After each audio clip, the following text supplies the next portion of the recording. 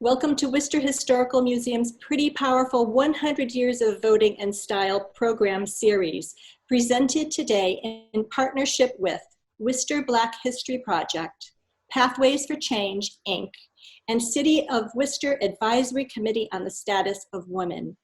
I'm Ann Sadik, the Director of Development at Worcester Historical Museum. This afternoon's powerful documentary, Anita, Speaking Truth to Power, is the second program leading up to the museum's upcoming major exhibition, Pretty Powerful 100 Years of Voting and Style.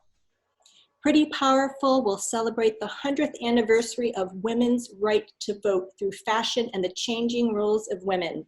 We are looking to make a powerful statement, and the exhibit will celebrate a century of women's social and political activism in Worcester and beyond. This afternoon's agenda includes an 8 minutes of introductions, a 40-minute panel discussion, and 15 minutes of questions and answers estimated to begin at 3:20. Please enter your questions in the chat box as you think of them, and David, our tech host, will queue up your questions for our moderator. Before we start our program, it is my pleasure to introduce a pretty powerful woman, Deborah Hall, founder of Worcester Black History Project and Director of Domestic Violence Services at the YWCA of Central Massachusetts. Wonderful. Thank you, Ann, for that lovely introduction. And thank all of you for joining us on a Saturday via Zoom as we still continue to adjust to this way we are living post-COVID-19. So I'm really excited about this discussion. I think it's going to be a powerful discussion. I had a chance to see the documentary again and remember being an undergrad in 1991, and it's been almost 30 years now. So I'm looking forward to a discussion around intersectionality and kind of how this played out then. So welcome. And I'm looking forward to all the questions that I know will be coming forward. Thank you. Thanks, Debbie. Anita Hill is a hero for her bravery to speak out about the harassment she endured. A pillar of integrity and courage, her role changed as she became a public person because of the support of ordinary people. A world-renowned activist for equality and women's rights, Anita Hill's testimony exposed the problem of sexual harassment to humankind. Themes from the film, sexual harassment in the workplace and relations between genders and races, will inspire our discussion on appropriate behavior in the office and in life, no matter the political affiliation. At this time, I'd like to introduce Heidi Sue LeBoeuf, who will serve as moderator. A native of Worcester, Heidi Sue, a licensed clinical social worker, has been working in the sexual violence movement since 1997.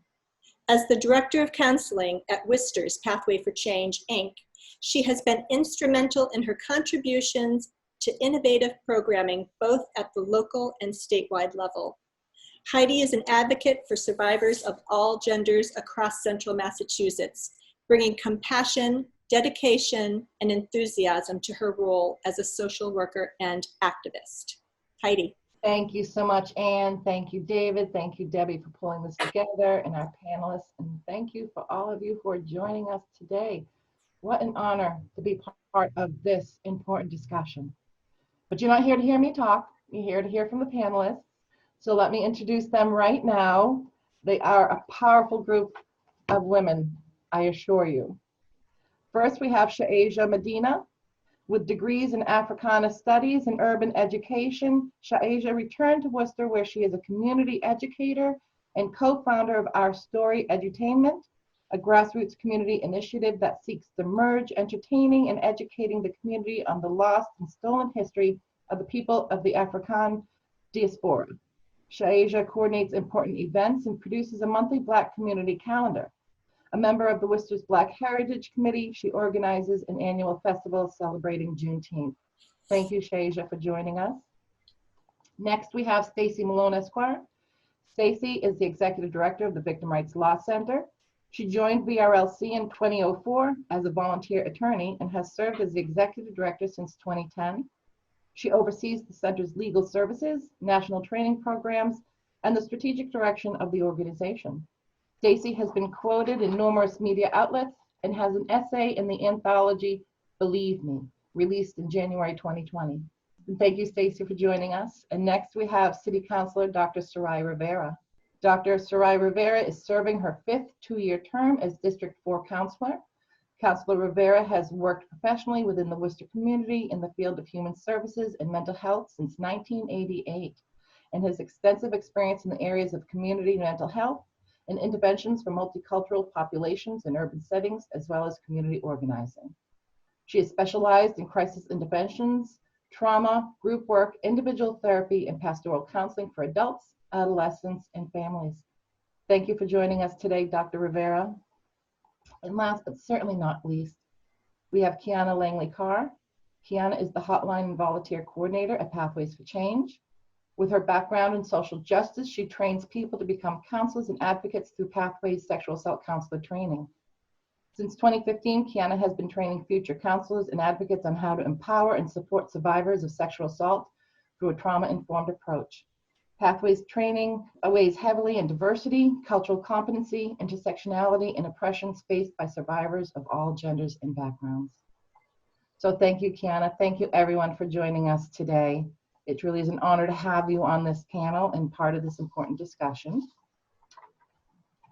So I think the first question that is a good one to ask, and Deb helped kind of pave the way for that, is whenever we have a monumental something happen in our history, the question is, where were you when? So I'm going to ask this of all the panelists. In 1991, do you remember where you were when the hearings happened? Were you able to see the hearings? And if you were, I'm curious of what your impressions were, what conversations you were having in your social circles at that time. And if you can share a little bit about that. Well, I guess I can start. In 1991, I was 2 years old. So, I really didn't know at that time much of what was going on. But if you fast forward to about 10, 11 years later, I was watching, teenage drama shows, and I was watching it with my mom, and it touched upon sexual harassment in, I think it was a school setting, not necessarily a workplace. And my mom was one of those moms that anytime we watched anything where there was a teaching opportunity, she certainly took advantage of that. So that was my first time learning of Anita Hill and what was going on. And I was about 12, 13 years old. And she had shown me articles, and we had read a lot of different things together. And I just remember thinking, oh my gosh, this is happening to somebody who I automatically assumed was very credible. The things that my mom had me research, and she just seemed like a very credible person. And to see her kind of be like a shred to pieces in the testimonies and things like that was kind of shocking. And that was probably my first time really understanding that, our experiences aren't always going to be validated by others, even though we all kind of have that nature in ourselves to want to see the best in people and believe that everyone else sees the best in people as well. And that was kind of shocking for me, especially at that age. But that was really kind of my first introduction into Anita Hill and sexual harassment and sexual violence. Thank you, Kiana. Stacey, I'm going to pick on you next. Do you remember what thoughts were and the conversations were? Yeah, I definitely remember where I was in 1991. I was in college, and I was very much entrenched in activism. I was also a journalist on my student newspaper, and I was writing about gender issues. And I was talking about just how the world treats women and men so differently. And as this, 19-year-old kid, I was really struggling with what my place was in the world. And seeing Professor Anita Hill, this law professor, take the stage at the Senate hearing was just, it was one of the most impactful moments in my life. And certainly many of the reasons why I went into the practice of law, why I do gender-based law, was because of her. So I'm so grateful for her for so many reasons. And it was just a moment that I'll remember for the rest of my life. Shaesha? I was born in 97, so I was not even around yet. I think my own introduction to Anita Hill kind of came more, like so many others, when I was in college, but more recent, when they were comparing Anita Hill to Christina Blasey Ford, and the similarities between their situations. And I guess for me, while I think we all do experience a certain kind of universal womanhood, Anita Hill's identity as a Black woman definitely shapes her womanhood in a different way, as I'm sure it shapes mine and all, all the other different variations of women. And I found it a little bit disappointing to see the omission of how race impacted Anita Hill's outcome, though the outcomes were obviously very similar that we know now. But there was, a certain kind of shared situation and also a certain kind of differential between the two women and how they were perceived publicly. I was just finishing up undergraduate and getting ready to start a graduate program. And I had actually been working with children that had been victims of abuse and had been working with, during that time, had taken that year to work for Department of Children's Services at the time. And so I remember watching this with my mom, coming from a very, my parents were ministers and I'm third generation pastor. So, coming from a time and also an area of where it was very patriarchal, and how often, just kind of watching this, just being able to see the unfairness. But I feel like what Shaesha said is really important, that is interesting how all too often the issue of race doesn't come into play, but the fact that she was facing an all-white committee as a Black woman. And then when we talk about colorism, she's also, when we talk about a woman that does also is a dark Black woman, like this is also like all of this intersection, all of this stuff goes into play. And none of that at the time was really, really discussed, and how often that usually gets overlooked, but it's really very pressing. And how it's sad that, throughout the years, we still find that, while I was watching that, I remember just not feeling shocked, not feeling surprised. Just like when something racial happens now, we're like, okay, this is something we all kind of been able to see. And it's disheartening. And just the fact that we always have to, as women, have to be advocating to be able to be believed, and to be respected and to be held at that standard. And then when you add the concept of being a woman of color, facing, the issue of race, and like when she did, facing an all-white, board that was questioning her very inappropriately. I think it's really important. But I remember one of the things that just stands out, just kind of watching this and not being shocked by it, just not being like, yeah, this is kind of expected. And I remember watching some of these with my mom at the time, and just both of us kind of like, yeah, not being surprised by what was happening. Sad and disheartened, but not surprised. So Dr. Rivera, let me ask you, and of course, any questions I ask are open to the panel as well. What has changed in 30 years? Has it changed in 30 years? Shaesha, thank you for mentioning the Blasey Ford hearings. Do we see a difference? The outcome obviously was the same, but do we see a difference? I don't believe that it really has. Now, when it comes, we see over and over again this level of having to kind of like prove, especially I think when we talk about issues of race, like the fact that you would, and yeah, although she was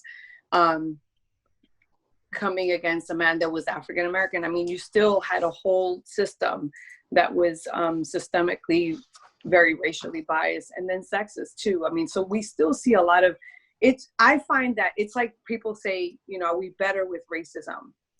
I don't necessarily feel it's the same thing with sexism. I think it's different. I think it evolves, but it's not I don't see it as necessarily better, because when we still had to have this Me Too movement not too long ago, it shows us that it's not better. And even just how women continue to be under attack. You get one woman that comes out and speaks up, and there's still this level of attack that comes on, and it comes out to her having to prove her validity of what she's saying, which is re-traumatizing. It's like a whole trauma and victimization. You know, we're victimizing the victim all over again. And unfortunately, we still see that happens all too often. So it changes, but it still changes. Like, we ended slavery and started mass incarceration, right? Like, we ended slavery, Jim Crow, and then mass incarceration.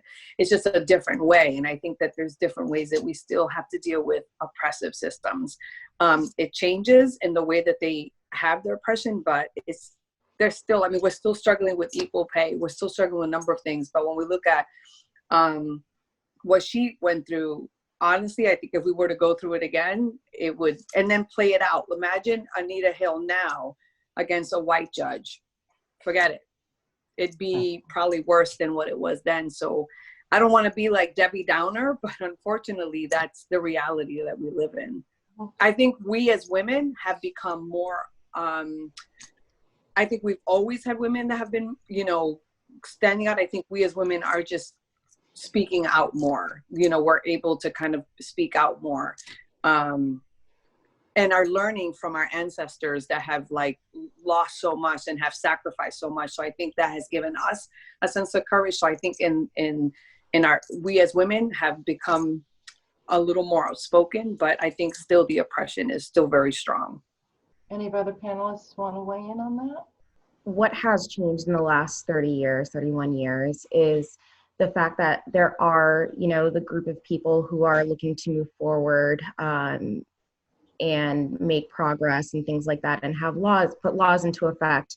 And then these group of people who are closed-minded think that these laws are protecting, you know, all these other things. And because there are these laws in place and there are these movements and there are these people who are, you know, social justice activated and just trying to move forward, that there's no reason for these things to still happen. So when these accusations still come forward, I think that there's still a very large group of people that are like, well, there's no way, you know, laws were made and, you know, people protested, so changes could be made. So how could anybody still come forward and say that something has happened to them when, you know, all these things have been put into effect?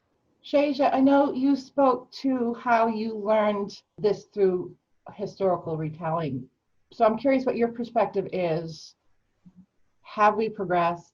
Are we stalled? I actually, my senior year, I graduated in 2019. My senior year, I actually made a little, I guess you can call it like a zine or a little booklet.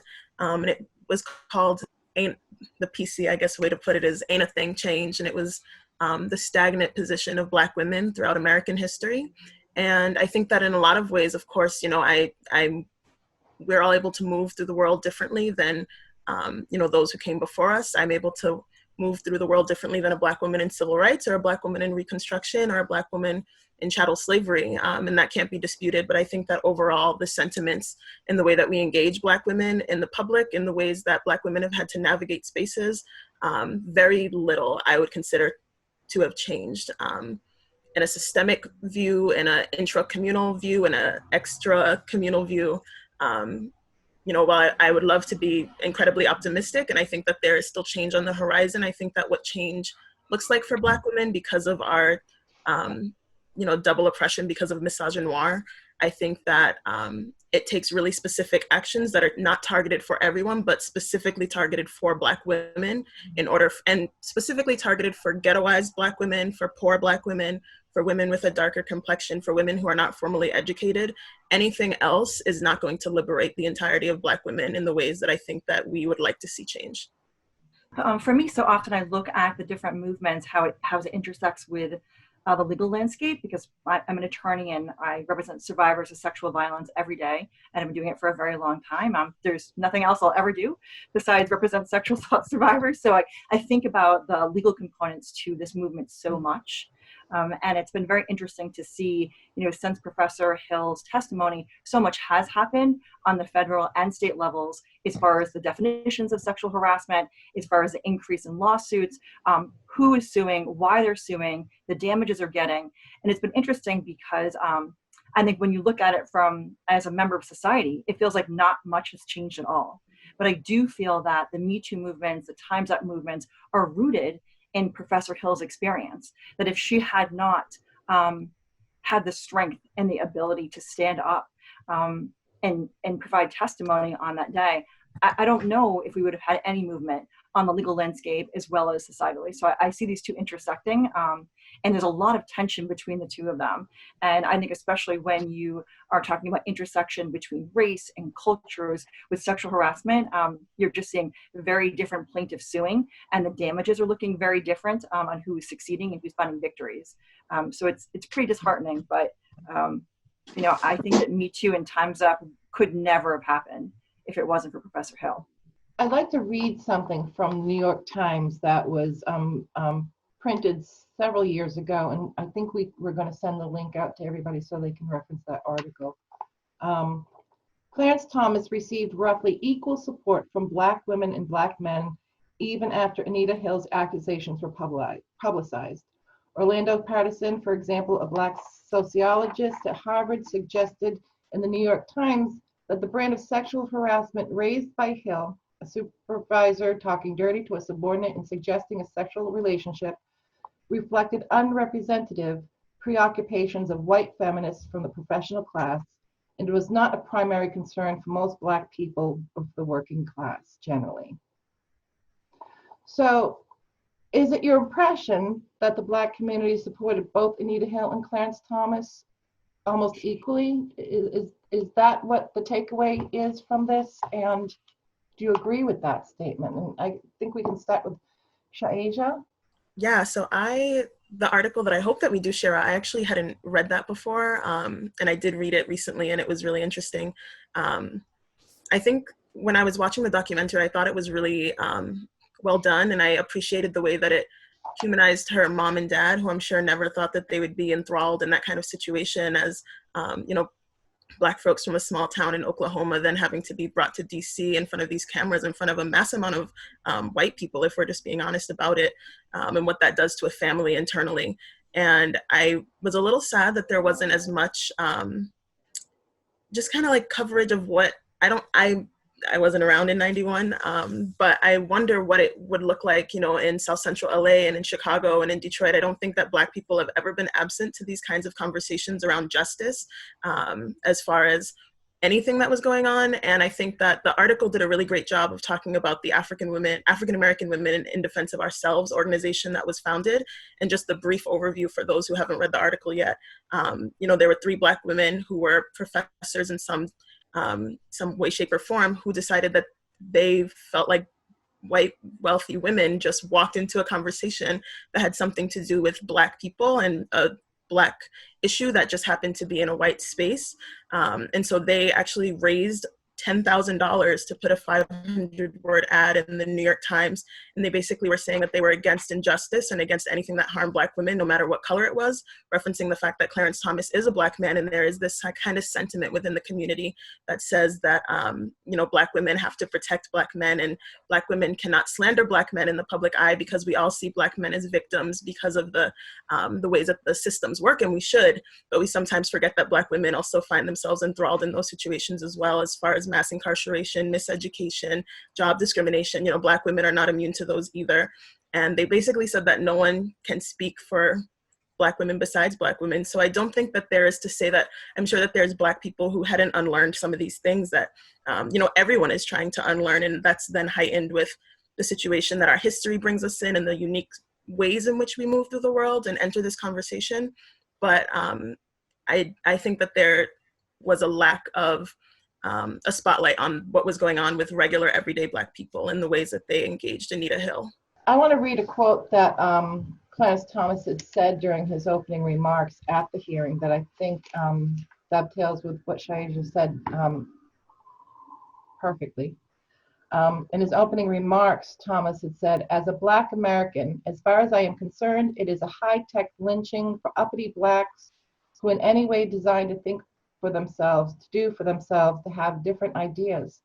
The term lynching can convey a strong image of violent racism, yet this trial on the surface looked like a workplace sexual harassment. So the question is, why was race brought into this conversation? Why did Thomas bring race in? It was really just a way for them to kind of now switch it from being this person who is well established and credible, how do you keep that going? So they talked about in the documentary that it pretty much just became a racial victimization of Clarence Thomas instead. So now he becomes the victim, and that was, I think, what they felt their only way to take the focus off of him as a perpetrator and reshift it to him being a victim. Yeah, although as a Black man, he doesn't understand that he still is an issue of a man, and then the issue of gender, but also the fact that he deminimized that although it was one person against the other that were from the same race, you still look at a system that they were coming before. So they were coming against the judicial system that has been inherently biased. And so having this conversation at the way that they didn't give the full experience of understanding a very racially biased system in the judicial system, which is till this day we still see it as an issue. So I mean, I think when he threw out that defense, it was to kind of take out, you know, oh, this isn't about like race, or this isn't about, you know, people always want to kind of play it down to what they want, but then they don't check their intersectionality of it. That's one. And number two is really that there is something to be said about having to face a system that was inherently biased. So I want to jump in here. Made sense. It was strategically smart for him to do that because it kind of shut down that whole group of white men who were questioning it. So the last thing you want to be accused of is being racist. And in that moment, you know, it's really hard because, you know, as I was saying, as a Black woman living in America, it was really hard to watch the hearings because I was, you know, before we just throw around intersectionality, but back then the term had just newly been coined and people didn't really understand the theory. And I would say people still don't really understand the theory and use the terminology right now to describe it. But it tells us that an additive analysis of my life and other Black women living in this country will not do. That we experience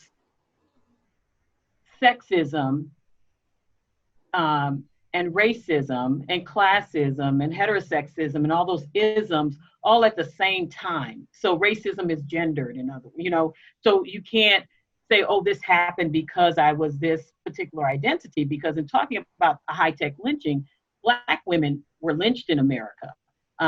But you know, as Anita said in there, they can think about his race. He was a race and I was a gender.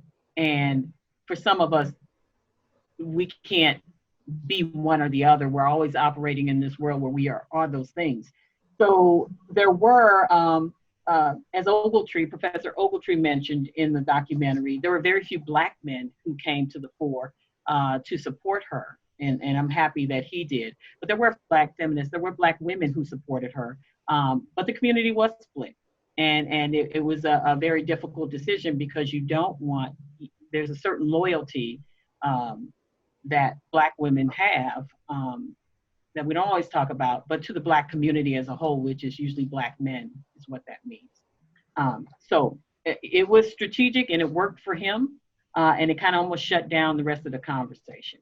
I'm interested in hearing what some of the white women on the panel thought about that and how it was viewed. And did you only see it in terms of gender? Did you take into account Anita Hill's position in America as a Black woman? Just because a lot of times, you know, Black women don't feel like they're part of the conversation or that particular conversation because things are seen through a gendered lens only. How did people even thought about it? There was a great quote that someone had mentioned earlier or put in the chat bar earlier about how, you know, Justice Thomas, you know, is talking about race, and Anita Hill is talking about gender, and just the significance of those intersections and who she is as just a human being. And then how the Senate hearing is responding to her, how society is responding to her, who's choosing to support her, who's choosing to be angry at her and come up to her on the street and scream at her. So Debbie, I agree with you. I think that, you know, Justice Thomas, he is a Black man, but he is also an incredibly intelligent man who is up for appointment to the Supreme Court of the United States. Like, this guy is no joke. He knew what he was strategically doing when he chose to look at this panel of white senators, white male senators, and say, I am a Black man. Are you going to believe me? Or are you going to believe not just that woman, but that Black woman? And for me, that was a huge turning point. And I felt once he said that, there was no doubt in my mind, you know, as a 19-year-old, and then watching the documentary again now, there's just no doubt in your mind who those white male senators were going to choose. They were not going to believe the Black woman, even though she was a law professor, even though what she was saying was credible. They just weren't even give her the consideration. If anything, their job was to humiliate her, make her repeat things, demean her, and make her feel less than. I'm curious what happens, and if there are any judges or other lawyers, and Stacey, I would love to hear from you too about this. You know, one thing that we always say whenever we see events like this on TV is, you know, of course, in the hearing, this wasn't a case of guilt or innocence. There was no criminal charges being weighed out. It was, you know, is this person fit to serve this role? Yet audiences, you know, human nature, we're going to weigh in. Those viewing are going to weigh in. So when those conversations are happening on TV and we have millions of Americans watching these, how does that impact the impression of the audience? And I'm thinking like in the terms of even, you know, the jury. We know sometimes juries will come with predisposed, you know, thoughts and opinions about certain things. Do you think the audience, these conversations, we lost the sexual harassment component? Do you think in general society understood that this was about sexual harassment? Do you think we understand what sexual harassment is? I think at that point in the 90s, I don't think they cared about whether or not she was sexually harassed. I mean, they treated it like a criminal trial, like she was supposed to prove that she was sexually harassed, even though that wasn't the point of it, like you said. And I really don't think that folks cared whether or not she was, or at least the senators who were making this decision. I think people just wanted to pit him against her, and who did they believe more? And the senators chose, I think, to believe Clarence Thomas, and I hope that more of society hoped to believe Professor Hill. What I thought was interesting was that where Anita Hill mentions, you know, that she wasn't there to prove the behavior. She was there to or prove the sexual harassment. She was just there to describe the behaviors that she witnessed, that she experienced, which is still frustrating because here comes, you know, a professional Black woman who thinks, you know, if I do everything by the books, you know, I'm not going to sit here and say that I've got, you know, documented proof of the sexual harassment, but if I can say, you know, the behaviors and I can describe them in detail, you know, that should be enough. So for her to go into that, you know, even thinking that would work and to have that same outcome is just infuriating. And I think something we would still see today, unfortunately. We have in the audience, I hope we still have in the audience, the Honorable Judge Martha Grace. And I would love to hear if she might have anything to weigh in on this conversation. Yes, I'm here and can you hear me? I can hear you, yes, thank you. I see a generational gap because I'm afraid that young women, I teach young women now at the Tufts Vet School, and I often think that they feel that my generation has made great inroads into leveling the playing field. It's not a level playing field. It wasn't then, certainly, and in many ways, it's not now. When you introduce race into an issue that's already got gender issues, you complicate it. So he was right in making it a race issue. I still think people are very uncomfortable talking about sexual issues, always. But I think that I didn't experience gender bias until I became a judge. I had just become a judge at the time of the Anita Hill hearing. I was a new judge. And she came to speak to the Women Judges Annual Conference that year. And she was very good. But what was interesting was that these judges are attended, I mean, these conferences were attended by maybe 300 or 400 judges. Not all the judges in the audience sympathized with her. Some of them thought that she should not have been so outspoken. So that was a very interesting kind of dynamic that I was completely unprepared for. Some of that opposition to her speaking out that was evidence at the conference was based, it wasn't necessary, there were a lot of African-American judges, a lot of judges from all stripes, but what was more interesting was the part of the country in what is still considered the more liberal West Coast and East Coast. There was more support for her than in the middle of the country. Thank you. Thank you so much. We have just 5 minutes left until we can, and then we'll open it up to everybody else. This conversation is flying, and I wish we had another hour or 2 or 3 to keep discussing this, because I feel like we're just touching the tip of the iceberg on this. One thing I heard throughout the documentary, and these were comments that were from 1991 when the hearings were happening, but also newer interviews when the documentary came out. And comments we were hearing throughout was, we don't know what sexual harassment was, and these are men making these comments, by the way. How are we supposed to know what sexual harassment? How am I supposed to know if somebody's going to be offended by what I'm saying? Should we be surprised by those comments? And why do we think that, in 91 and then today, those thoughts of not understanding what sexual harassment is continues? What I thought was really interesting was one of the witnesses for Anita Hill, I think it was Professor Carr, John Carr, and he's advocating for her and he believes her, but he's saying, I don't know what constitutes sexual harassment, but the idea that they would engage in what seemed like repeated unwanted advances. And I'm like, well, there you go. That's it right there. But so many times, and then even during the hearings, I think it was Senator Specter was saying, he was determining what was appropriate to kind of say out loud, or he would say something like, he would read it and, well, this really isn't that bad. This really isn't that inappropriate. So I can talk, I can say the words large breast because it's really not that inappropriate and it's not going to make other people uncomfortable because, as men, we talk about things like large breasts.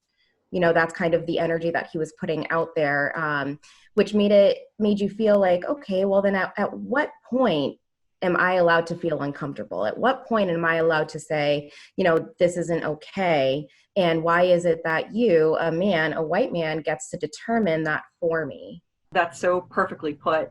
And I think whether it's 1990 or 2020, and whether or not someone knows the legal definition of sexual harassment, we certainly know the difference between what's right and what's wrong. And all of us know that when we make a coworker feel, clearly we know we're making them uncomfortable and offending them and being obnoxious and disgusting. We know that we're doing that. And so that defense that I didn't know what sexual harassment was, I don't know how it's defined. It's so absurd. It really is. And so my next question, I want to hear from Judge Grace as well as Stacey, but I also want to hear from the panel, but first from that legal perspective. Did these hearings, this important piece of history, did it change the definition of sexual harassment in the legal sense, but also in the practical societal sense? One would have thought that it would, except that when the Me Too movement came along, we had exactly the same type of thing with a slightly different twist. Oh, I was just joking. I was just, we always do it. Everybody does it. It's locker room talk. It's all of those things that you heard 20 years ago as if no time had passed. So we should not be surprised that women are reluctant to come forward to speak about sexual harassment, or in the same way, I think I said in the chat, those questions reminded me of people who still today, and did it all the time when I was sitting as a judge, and retired now, people in domestic violence situation, people are always asking them, why didn't they just leave? as if it was possible for people to pick up, move their families, their kids and everything, and go someplace else and somehow manage on their own without money. So it's an almost willful refusal to face up to what the reality is, because if the reality is accepted, then you have to do something about it. I would say we've seen an increase in the quantity. We see more survivors of sexual violence coming forward, looking for help. We see more women who want to file sexual harassment complaints. So we're seeing a larger quantity. I don't know if the victories are that much more significant in proportion, but I would say there are more voices and there are louder voices than we saw 20 years ago.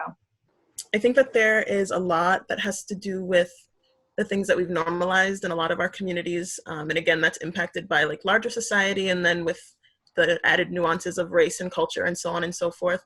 I think that, you know, Anita Hill had said in the documentary that she thought that the legal system would have held her situation in a different manner because, you know, she's deeply invested in law. She's a law professor. And I think that it speaks to, in general, again, this certain kind of shared womanhood where we're not seeing these outcomes for women. But I think that there's a history of Black women who have used law and the court system in order to try and get, again, race and gender-based justice. We have Celia back in the 1800s who killed her slave master, who, and of course that's always in quotes, and tried to use the law that said that if you had, you know, killed your perpetrator in the event of sexual violence, that you wouldn't have any consequences. And the law had ultimately decided that because she was not a human, because she was a Black woman, that law could not be extended to her, and she was then lynched for that, right? We have Reese Taylor in the 1940s who also tried to use the same kind of system, and backed with Rosa Parks, right, in the NAACP, who, you know, is not able to get justice. And even Anita Hill, who is seen as this respectable woman, she's valedictorian, she's a professor, you know, she graduates from law, she's a professor of law, is still not able to get justice through this system. So while I'm hoping that our communal understandings of what sexual violence looks like changes, I think that there is something to be said about the court system to be able to hold this for women at large, and especially Black women.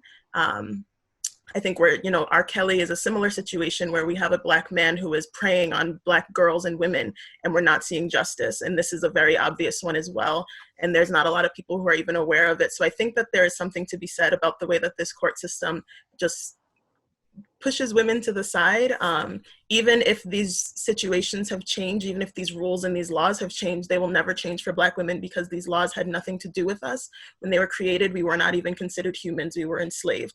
And so I think that there's a certain kind of honesty that we have to have in regards to the way that these systems hold us, and what justice looks like for us is very different, because some of us can put our faith in these systems, and we do, but at the end of the day, I think that while there's a shared sentiment that these rich white men, Joe Biden, right, what does it look like for him to be a presidential candidate, and his relationship to Anita Hill and Black people after his comments that he had to say about Black people who don't vote for him, and, you know, all of that craziness. And so I think that there is a nuance. And again, while Anita Hill is a victor for women, while she's a symbol for women, I think that there is something really specific about the ways that her Blackness impacted her ability to seek justice and her ability to be seen as credible, and I'd even add human, even in 1991, and I'd push that even to 2020 with a lot of the contemporary situations we're seeing.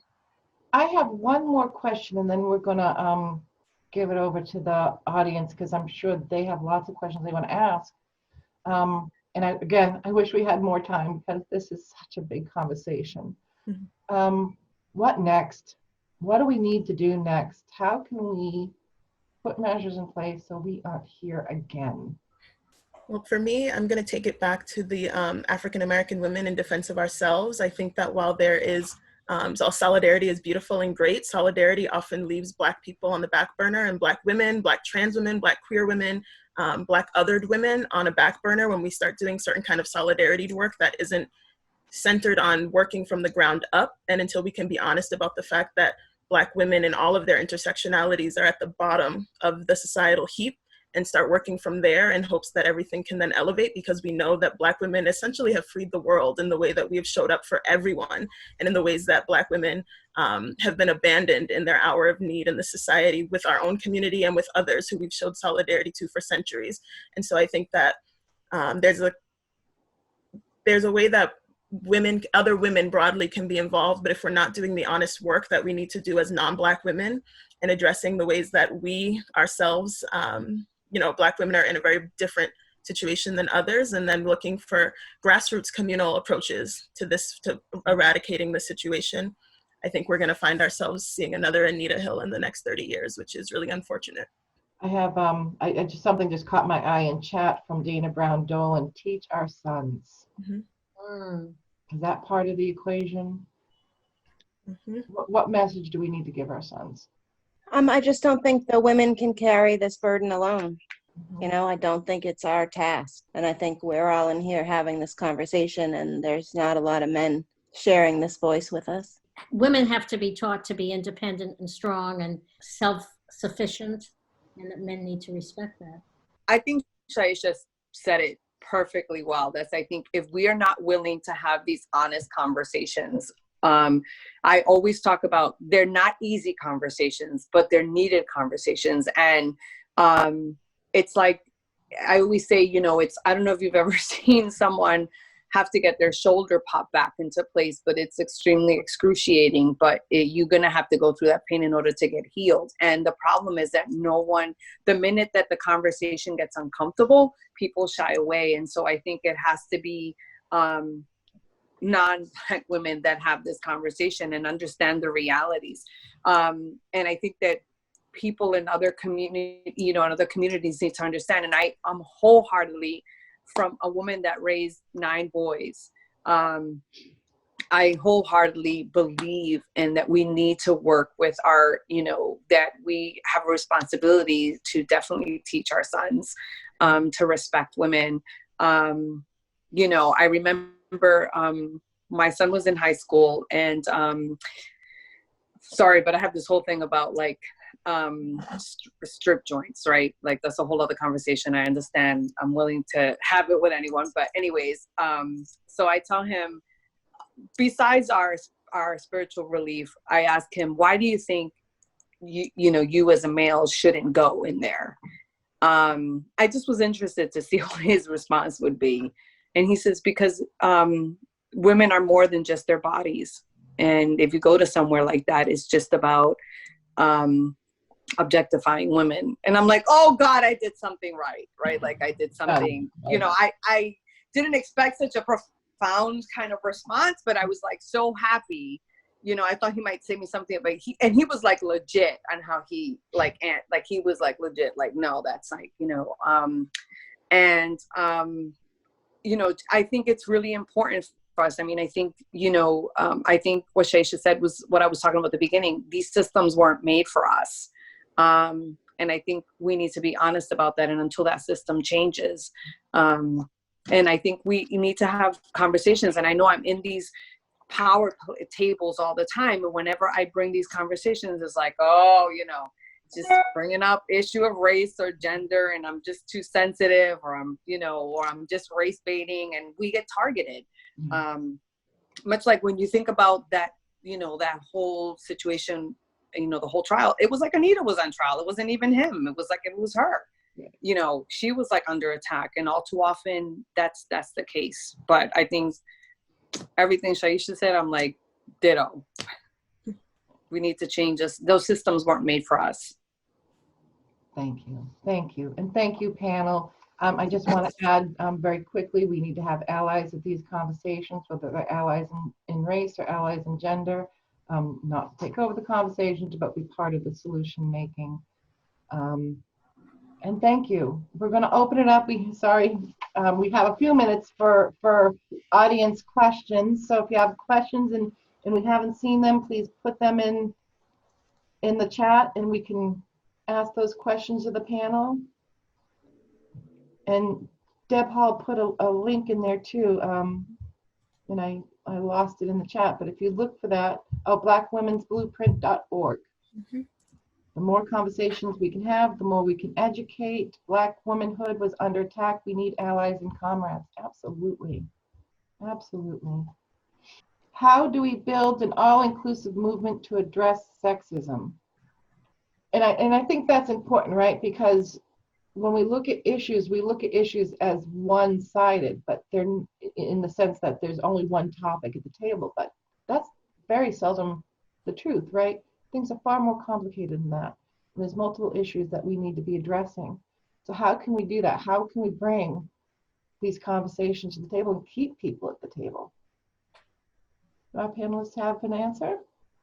Intersectionality is really big. It's really important to making sure that we are reaching everyone that needs to be reached, and have them included. I think for me, I was raised in Worcester, and I had the privilege of seeing a lot of the Black American grassroots organizations at their inception, at their manifestation, and also at their destruction. And people are still around, but the organizations themselves they haven't been able to last the sands of time in the ways that a lot of the other organizations have. We used to have groups where we would meet in our own separate spaces, because there is a need for Black and brown people to have their own space, and that just can't be ignored from the conversation as well, and that shouldn't be something that we're upset about. But I do think we had like a white people caucus, and then we had a Black people caucus, and we met on a monthly basis, or on a weekly basis, and then once a month we would come together as our own little caucuses and have real serious conversations about accountability and what was next steps based on the privileges that we all have and the way that we can move through the world. And so I think that could be a really great way for us to say, this is how white women move through the world, this is how non-Black women move through the world, and this is how Black women move through the world, and the spaces that we can take up, and listening and being open to the work that those who are the most oppressed are asking us to do. Thank you.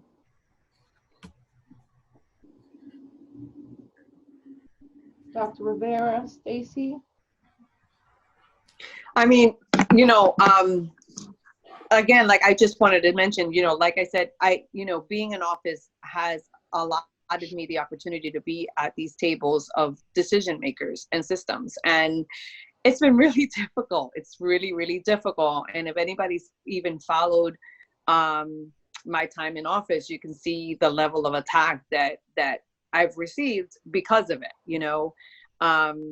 and like, one of the things that Shaesha mentioned is, I've seen the inceptions of really great organizations and have seen the demise with no explanation and no really logical justification, but just the sense of, like, when you think about Worcester being the second largest city in New England, every Black-led organization has been disseminated.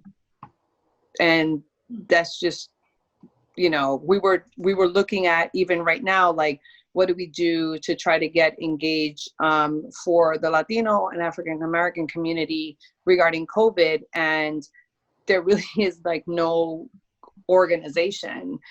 We have people that have been working for years in our community, but and when you have those conversations, people don't get it, or they choose not to get it, really.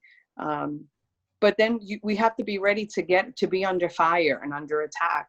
And sometimes it's you get to the point that your soul is tired. Your soul is just utterly exhausted from constantly fighting the same fight.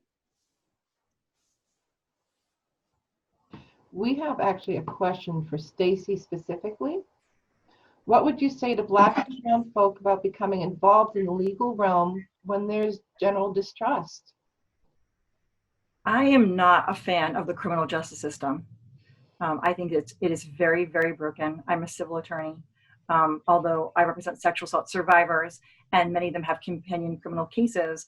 The criminal justice process just does not give justice for many people, and certainly not sexual assault survivors. There's an essay I wrote in the book, Believe Me, called Survivor Defined Justice. So it's hard for me to encourage anyone to engage the criminal justice system. The judge probably feels very differently about that. Throughout my career, I just have not seen it provide relief or legal remedies or a sense of victory to victims of crime. As a civil attorney, what I do is I work with a team of lawyers who utilize the laws that exist and then try to help make new laws that we can manipulate to get some sort of a justice, however that survivor defines justice. And that has been very powerful for many survivors, because if we are finding that folks, if only 2% of sexual assault victims ever see the perpetrator spend one day in jail, and there's, incarceration itself is its own animal, those survivors are not seeing any justice at all. So I think that the distrust of the system for Black and brown folks is real. I don't ever encourage or discourage someone from engaging in the criminal justice system. My job is to talk to them about the violence they've experienced, help them understand the laws that exist, and how we might be able to do some creative lawyering to help them access whatever remedies or relief, or help them find success or victories for whatever that means for them. So I'm not gonna be a criminal justice advocate over here. We had somebody comment, Stacey, that they don't call it the justice system, they call it the criminal legal system. Mm-hmm. Hear that. Justice isn't always part of it, unfortunately. Absolutely.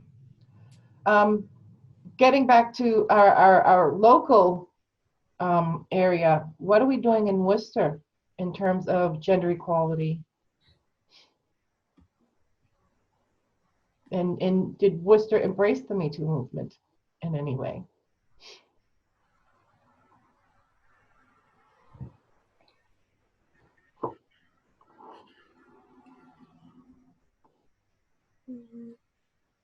I suppose the silence is our answer.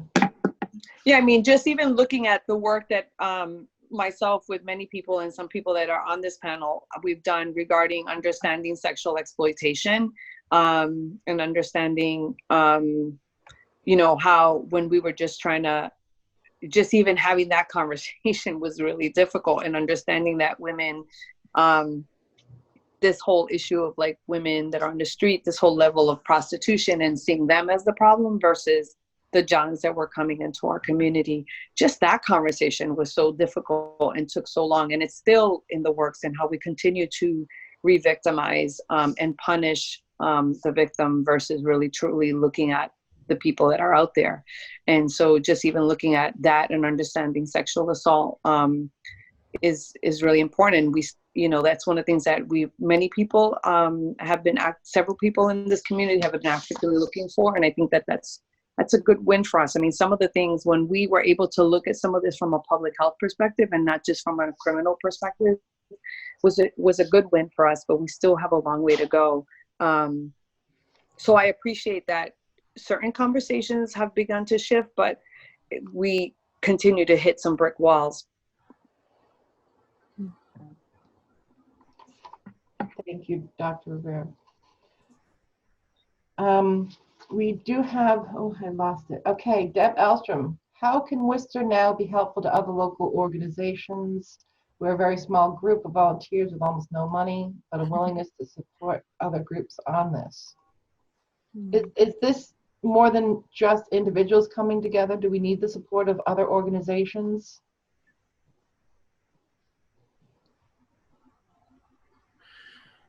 I think absolutely. I mean, I'm sure almost every organization out there in Worcester has women involved. So it's something that is going to affect everyone when there's women involved in general.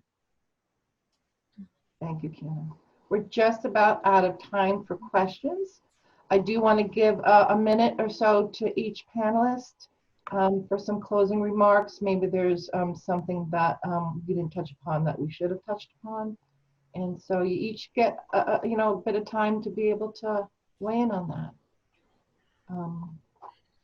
Who wants to go first?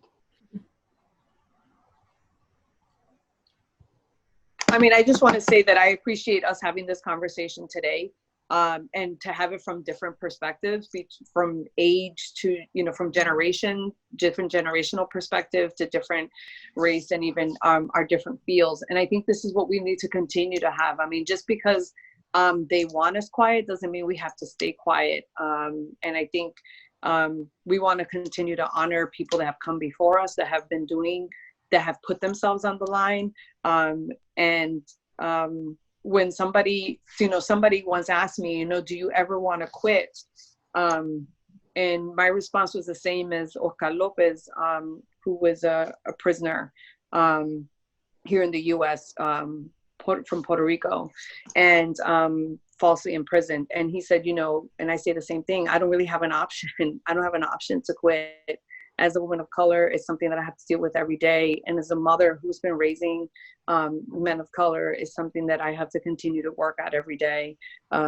So, you know, if I want a better world for my granddaughter, you know, my two granddaughters, I want a better world for them. I don't have an option to quit. So we want to continue. So I appreciate this conversation, and we continue to push it forward and push the envelope. So the last thing I kind of wanted to touch upon was where she was asked, or one of the senators had said, you know, I've got to figure out what your motivation would be for this. But when we think about Justice Clarence Thomas, nobody thought to think, well, you know, what would be his motivation for hiding this?